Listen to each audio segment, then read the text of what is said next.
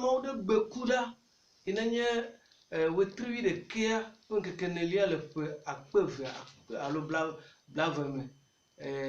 mi dakpe na mau be ekpere mi antie le mi aji le jidunami gamma subere considère yani considère bedo considère mi jegomo kuda gbere tanya na be esu c'est assez esu nenema yebe me bedo me mile e me jima glono be o troya pe bedo dura le jasese yen chama seme la fisia fia na jiraro nya po video nya se oji ochan le mi po nya chiglo André nya chiglo nya po YouTube chan ma yira mi na le jima 00228 99 00 05 58 mi aso de groupe la do gbera komi en live mani be chavayo ma on yira le yes be comme que be atanya nyere le miasi imi le jaso gbaun le egbe pe o troya nyi ka me ji mi akhle tanya ya le yes be comme ma ba jocho madame pasteur ye perechi parce que je ko ku après no nya le bonye mi ki va vidéo ya pe elle akhle tanya de nan veut vire le mot se pas dans la Deutéronome chapitre 2 verset 1 à 3 et mi aso yeji le yes be comment ira mo se pas dans la tonlia eta beaucoup gban va y evia va y ton globena tete mi tro eye mi hodo ta gbeji heto avapo gbomo abe alesi Yehowa gblenam ene eye mi tro seyi tola ta etefe jiji eye Yehowa gblenam bena mi tro to siata etefe jiji mi tro do ta anyehe amen amen amen amen ma do gbera de ta apoto gamusbe wonya ina tunaka nya pom sekla gbe na dogo dasilenchi zamiol tepea ina chukamere le yesu be comme amen amen egbe ni nkeke velia nya pe gbedura pe maunyawo c'est assez les contours des montagnes esu et trop de tout sunenema trop d'eau alors les contours des montagnes c'est assez sunenema maune yirosia et me dit comme gamme le mia siwa mia itanya me nkemi le yobe tout montagne nous siawe na ni mokem nao na wo zozon nkoyi mea yomi le yobe tout ye nous siawe enya jojo alors nchinyade nu jojoade inele susuo eye wonye tagbanao ele le donti jiga sia ge donti jijia va trozo to floko do kyobeble ma ko donti chola riva ni sola riva ka quoi chichin ko mile fe ko bale yo yemi le yobe to mais sans figure tout ce qui constitue un obstacle pour notre avancement ou progression tout à fait, toute histoire, tout événement qui retient notre réflexion, qui constitue un casse-tête dont la solution espérée devient une illusion. Et le Tanya Mea, mais le Japon pour tout yola, et Jochupo loa si rame. Il y a un siamoto, il y a pour me sia pour me boto, yele. Donc le Béa, mais demande à ma bonne amie. Mi la do jesi jojo pona mi anto ya bo tu yo nchie mi ledo ele le mi aji nchie yo nchi mi tamo munchiwa e yo la gbemo na mi yo le nkona mi ya ne mi butamo so nchi vo mi pobo jojo bola mi anya le mi awolo ma ono iro Yesu bo come okay tu kwanto etinya popo tuwa e ye le nyebere amanto na wo ipoto la création de ses propres montagnes amagbetonto na wo ipoto amabuto to wale ele amefeme gba onto agbeto leyin tamododo ede lasio tarujibre de lasio ile la vidrale nchi e sia ibere ya tue eye wo tamsusuo won se ple won se gave nuna wo sur artisan ele chuchuru da gbobere ne guloa ya so na do nchi imile yobeto la ba ni tawu no gasia gawe o ne mo wala ju ne mo chopo ye mela ju ne mo plomo la nyu ne mo po do la nyu mo ji ma o do ele ke ma do jo ya ezu to na o edo la po me vava ele tout trop de gasia game subere e toma tout trop de ale trop de toma na to te no ma ona yiro mi yeji mi gboro keke e fe gwanyewe nous vont renatova na mo pa gbeme nous vont de canewea et na tout son bovana il va no totron de tout mal la bome kaka chico et tout maro chilao la lo le church agajeje church me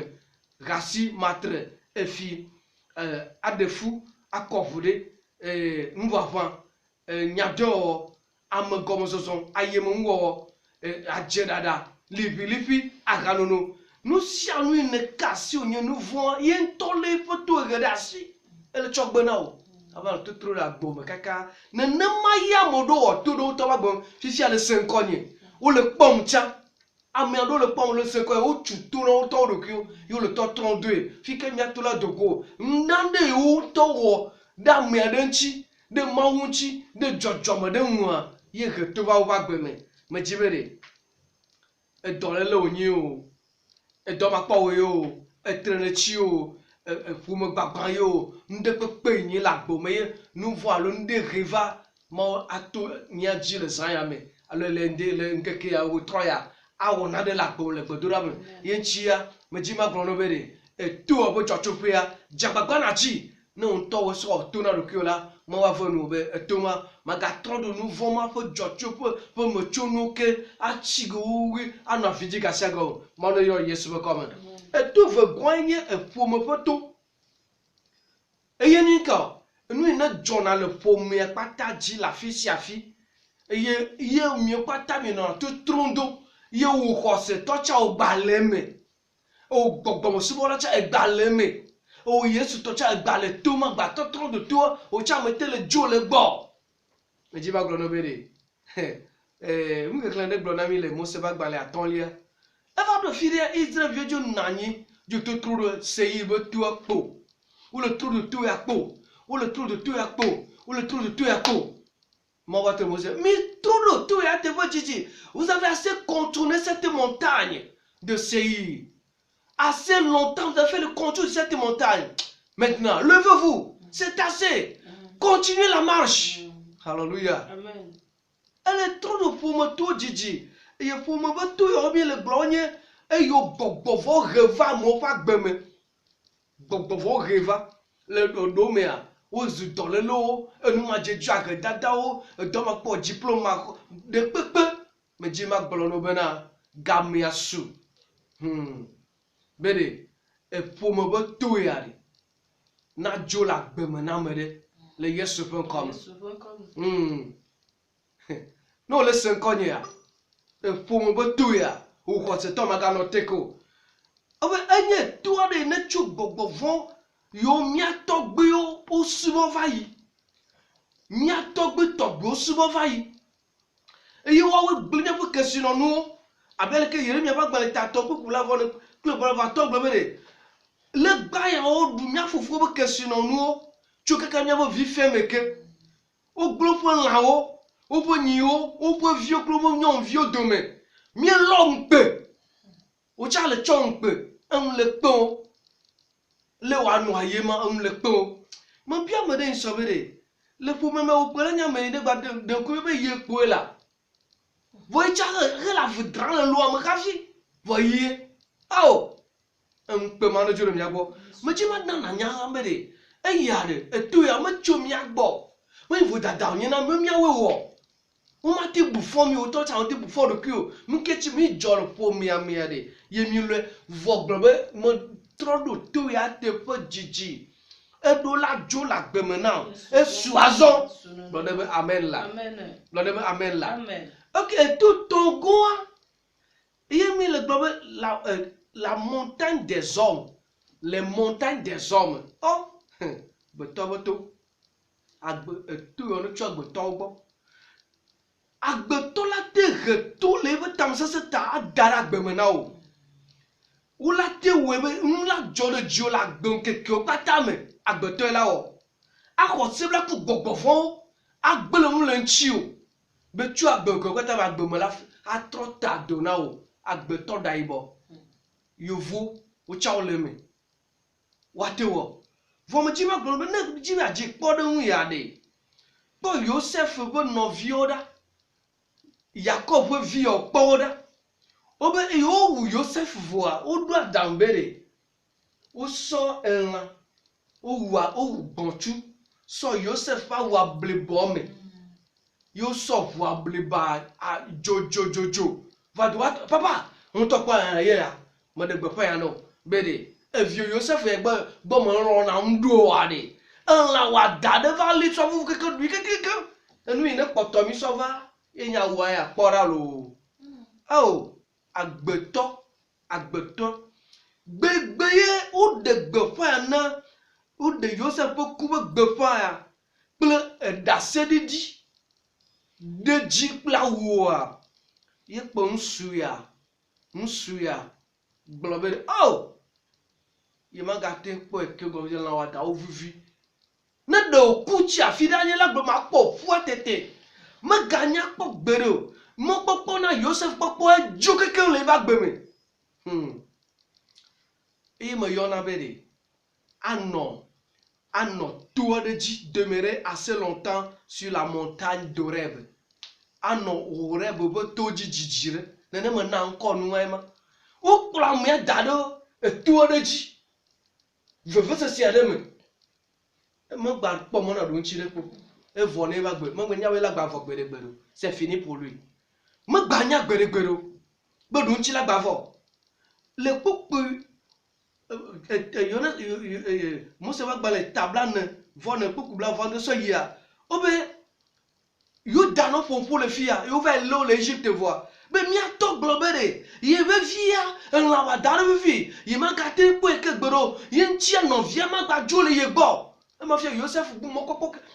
Yakob mɔkpɔkpɔ keke ye magate kpɔ Joseph be via ko wokplɔe da to tame ye me gblɔ be ɖe ne xlẽ Mose va gbalẽ atɔ̃lia kpukpu gbãsɔ yi amadewo be Israelviwo va ɖo mɔ Horeb to dzia wonɔ anyi ɖe toa dzi